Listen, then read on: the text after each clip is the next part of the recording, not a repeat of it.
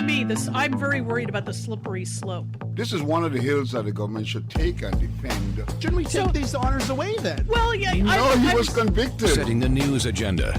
The Big Five on the Elias Mecco Show. Brought to you by investment advisor Richard Lapointe of CIBC Wood Gundy. Richard Lapointe can always be reached at 847-6324. The beards are getting longer.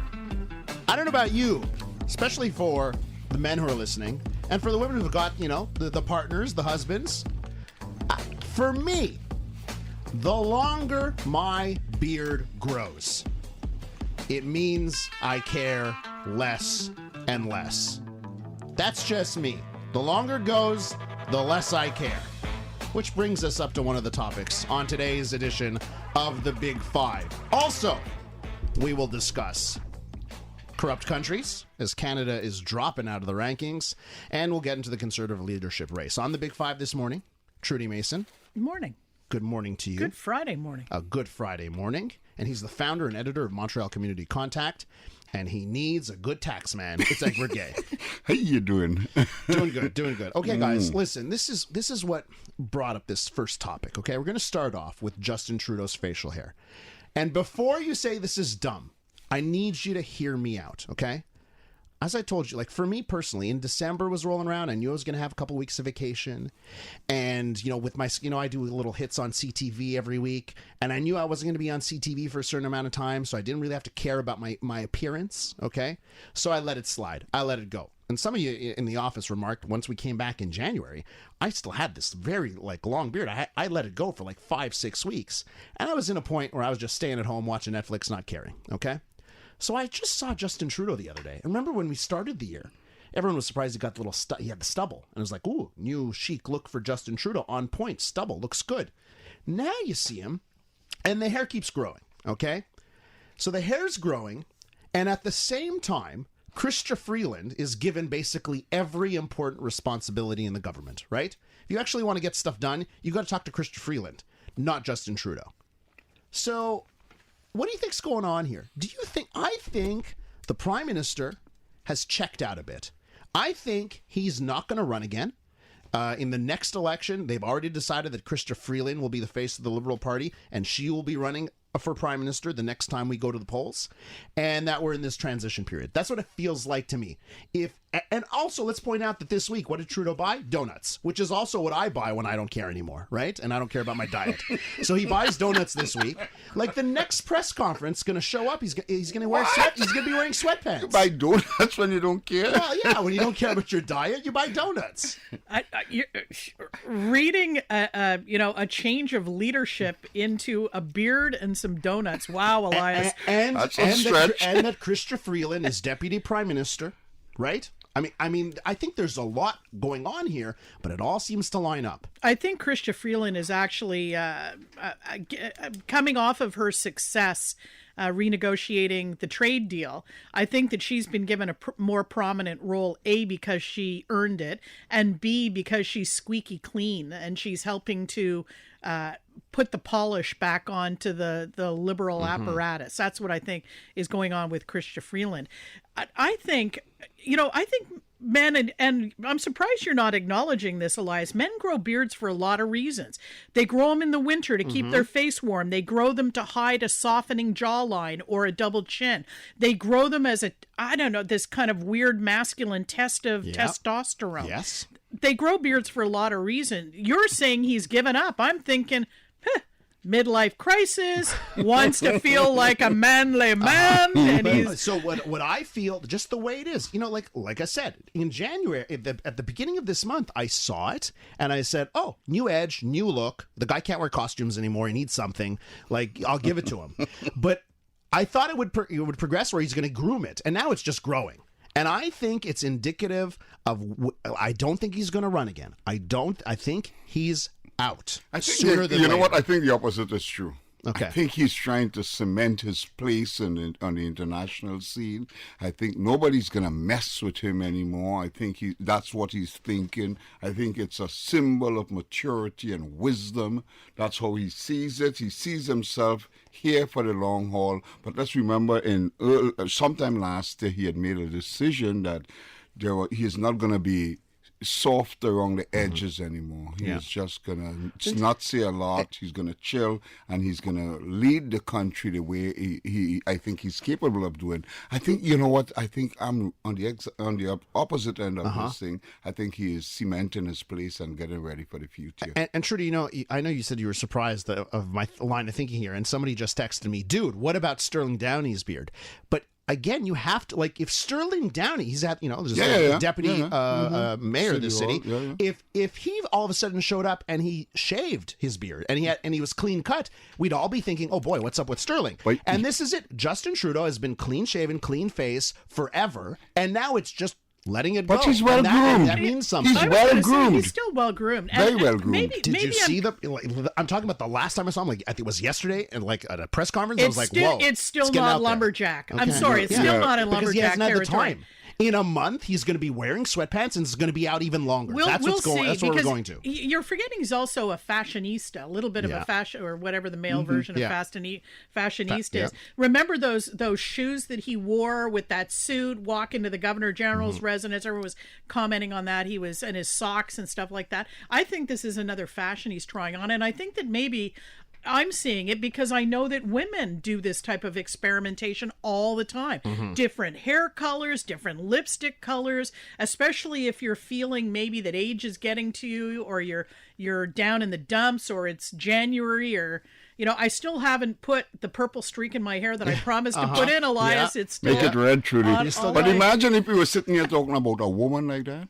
The way she looks, you have to judge people. We gotta go back to that old thing: judge people and what they do, what they say, and not the way they look. I think you and I think some of our listeners are missing my underlying point here. I got your point, but I'm opposite end. Is actually planning to not run again, and that's why the duties are being pushed off to Christopher Freeland. That's not true, though. That's why he doesn't have to care about the look and the image. That's not true. He wants to be taken seriously, a symbol of maturity and wisdom. That's what he wants to, you know, he wants to, nobody ain't going to mess with me anymore. Yeah. Especially with the Tories in such disarray in their leadership. Do you really think he doesn't want to run again? Because if things keep going this way. Let's talk about the disarray then. And it doesn't seem like anybody wants to lead this Conservative Party. It seems like everybody's dropping out. Of course, Renaud Ambrose is out, Jean Charest is out, and now we hear that Pierre Poilievre will not enter the Conservative leadership race. A lot of Conservatives were saying this guy's going to run, and they were excited about it because there's two ways of looking at Pierre Poilievre. Either he's got a bit of an edge to it and he's tough, or you can look at him, and I think a lot of people look at him this way, that he's kind of a jerk. Okay, like that's like those are the two ways you can look at him. Oh, this guy's got edge, he's tough.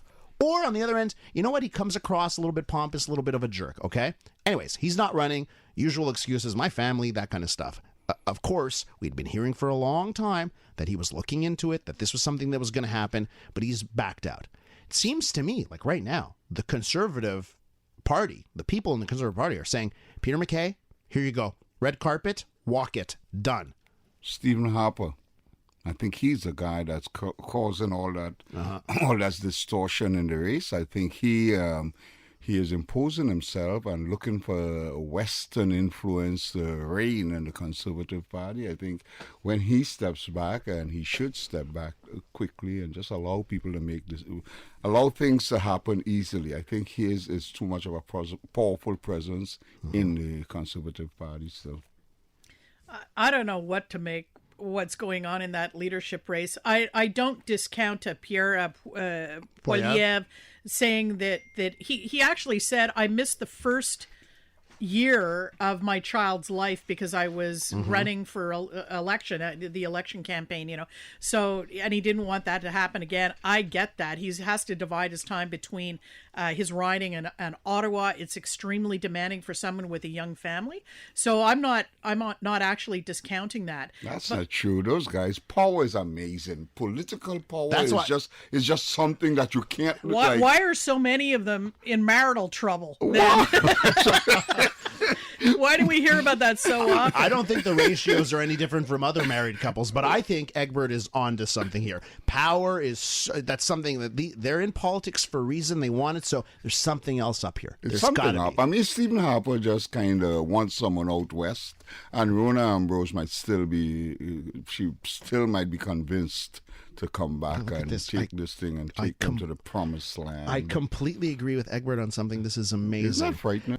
The top stories in the city. The Big Five on the Elias Macco Show. All right, back here on the Big Five. I can't say what we were talking about, but what I love is the last words out of Egbert's mouth before we came back here was, he's hustling. All right, Trudie Mason, Egbert Gaze on the Big Five this morning. Okay, guys, did you see this list? Canada slipped out of the list of the world's 10 least corrupt countries. Of course, this after the SNC-Lavalin scandal. This according not to People magazine, but Transparency International's 2019 Corruption Perceptions Index. Are you worried about how Canada is perceived around the world?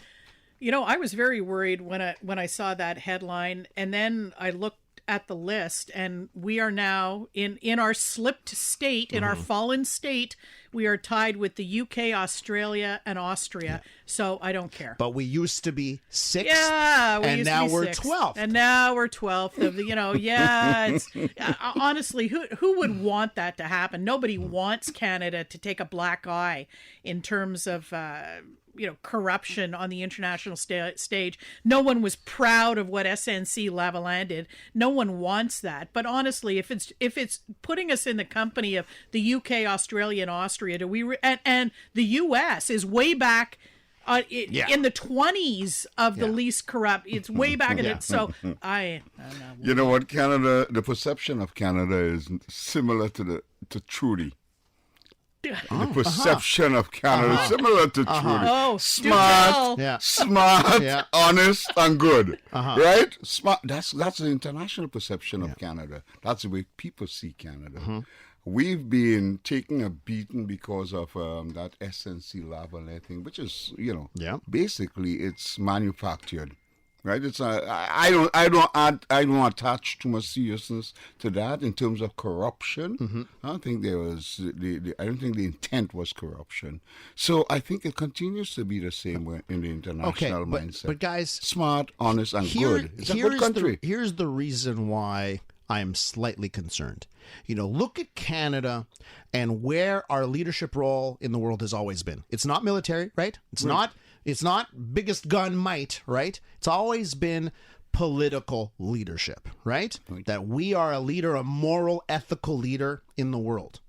We're not one of those countries that you want to see dip in this category, because then you start, I think people around the world start losing faith in institutions. Canada's supposed to be a rock where this doesn't happen. The reason why we move faith is because of a political upheaval, an internal political upheaval that was driven ideologically. The government was talking about salvaging jobs and maintaining a strong socioeconomic structure, while other people were seeing corruption and ugliness. It's not a big move, and Canada is way above Australia and the United Nations, United Kingdom, in terms of perception. I think Canada still is the go-to country for goodness on the international stage. I think you have to look to or think about how a business would use this list, for example. If a business is thinking about coming to Canada and says, I'd better check the Transparency International 2019 Corruption Perception Index, said no one ever. Exactly. But they're gonna run down their finger on the list, run their finger down the list, and see Canada 12 and go, okay. Okay. UK. Nobody's looking. You know what I'm concerned about? Yeah. Trinidad. Trinidad is this nice little country. And last night, I think I'm looking at the list, and Trinidad is standing proudly at number 85. I say, oh my God, you know what? Well, that's middling. That's more than middling. 120-something countries. Yeah, you don't want I don't know. You don't want mediocrity. But guys, forget the rankings. The rankings happened because in the perceptions, it changed, right? When you've got The Daily Show covering or Stephen Colbert covering, more than on one occasion, covering Canadian corruption and SNC and Jody Wilson-Raybould, that ripples out, right? There is actually a change in perception now. If you travel somewhere, someone will bring up to you, that there's been these scandals in Canada. And we say to them that the government was acting on behalf of the people to protect jobs. That's what we say to them. Okay. Thank you, Mr. Trudeau. There you go. There you go. Okay, guys, recycling, it's a mess. It's a disaster. It's a mess here. Trudie Mason, will you agree with me that even in our office here, when I look, that we've got like trash can right next to recycling bin all over the place here, right? And just this morning, I was throwing out my plastic yogurt container. I'm throwing it out. I'm about to decide, does it go in the blue? Does it go in the black, right? In the trash or the recycling? I throw it in the blue because it's recycling. It's got to go in the blue, right? So I throw it in there. In the garbage can right next to it, aluminum can. But, you know, so it's a losing, I feel like, it feels to me like it's a losing battle. And then you hear this story, about this Quebec recycling company that's threatening to close 4 recycling centers unless the government gives them money to stay afloat. So it's a shakedown. We want more cash so that we can keep recycling. The Environment Minister, Benoit Charette, says he wants to prevent recyclable material from going into landfill at all costs. But how do you change it if now more countries are refusing our recycling? And we do such a terrible job where we just throw everything into one big trough. How are we going to fix this, guys, without spending so much money that it actually makes it a huge waste of funds? You know what I'm kind of afraid of? My brothers lived for decades in Guelph, which has one of the most aggressive recycling programs, and for years now they've used a system of different colored transparent bags. Yeah. And if the garbage collector looks in your alleged recycling bag and sees contraband, it is left on your property and you have to go to the dump and sort it all out yourself. So it's can't get away with that here. It would never work here. You know, right? in a densely populated urban center, I think it would be absolute chaos. So, but one of the eco warriors here in Montreal is proposing selective pickups where you have different days, for example, for paper recycling versus glass and plastic and metal or whatever. Having that means different bins. I've already got 2 bins plus my garbage can out in Pierrefonds because we have a compost pickup as well as recycling. We're either going to have to shape up as a community, or they're simply going to have to hire more sorters at the plant to pick out the contaminants that are ruining the human nature process. is not going to allow us. You know, we've got to work all day, got to pick up the kids, we got to take them to practice, we got to get back home. Now we're going to spend 45 minutes a day sorting our recyclables. Not going to happen. Well, you know what? Take 45 minutes. Well, here's the deal. If you've got a separate day for, today's the paper pickup, today's the glass pickup, it's going to take a while. Here is the deal. The change that we need in recycling has to start in the mind. We need a big change. We need government to understand the impact on the environment. And we need government's involvement in recycling to be heightened. We don't have that? We cannot have some private company pulling the strings on this. This is a governmental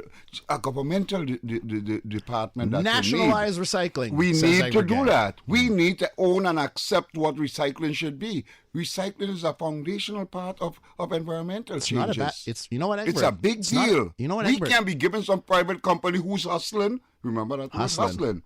They're hustling off for us. They're hustling off for the passion of people. I think you're making a point. I think he's making a great point. This is a bit of a shakedown on the part of the company that runs the recycling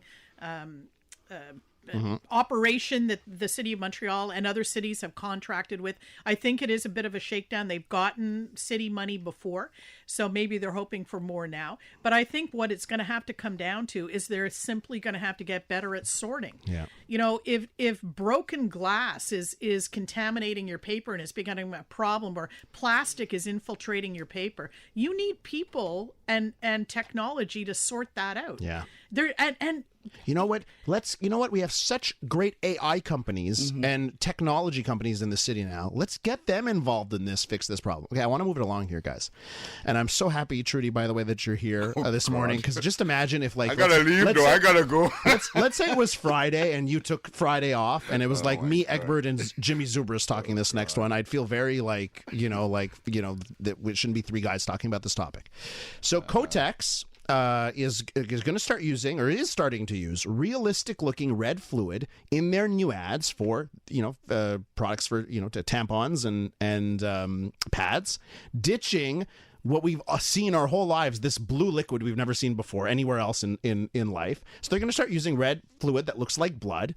And, there are a lot of people here saying it's about time. We need to be real when it comes to something that, women deal with every month. At the same time, I sort of feel like, you know what? It's a bodily fluid, diaper ads for children. We don't use the real stuff either. Or I was thinking toilet paper ads. Toilet paper ads, right? We don't use the real stuff. So I don't think it's an anti-woman thing that we haven't had real blood in these ads. Or do you think, step forward, let's start talking about this. This is something that happens. I don't know. I want you to start because Egbert's covering his mouth. Yeah, I wanna ride the estrogen brigade and say, this is a great development and it's treating menstruation in the natural way that it should be treated. But the fact of the matter is we don't show dirty Kleenexes in commercials for Kleenex. We don't show someone blowing their nose and then displaying the contents. Or, as you said, a dirty diaper or used toilet paper. We don't do that because bodily fluids are stomach turning in some cases. So I don't know why we would make a special exception for menstrual blood because it's women. Well, it's not just that, but Trudie, the point is menstruation is a natural human cycle. So is blowing your nose. I so is know, defecation. But at the same time, we cannot demonize menstruation to the extent that we don't want people to know exactly what it is. We use animated bears to illustrate Klingons from toilet paper, okay? This is an actual ad, an animated bear, and what the toilet paper leaves behind.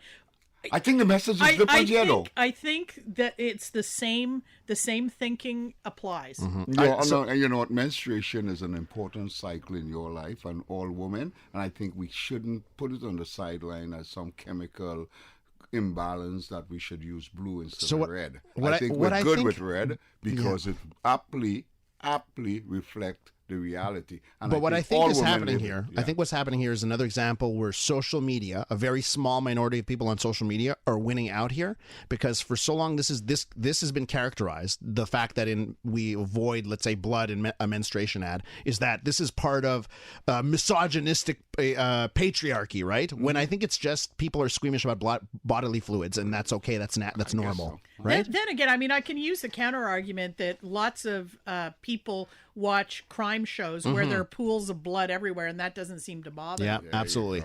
For those of you who are scoring at home, Egbert made 2 great points on the Big Five today. Did I? And his phone went off 3 times with text messages. Oh, geez. So for those of you keeping score. But you are the winner today. I am the winner. Trudie Mason, Egbert Gaye, it's always a real fun time talking to you.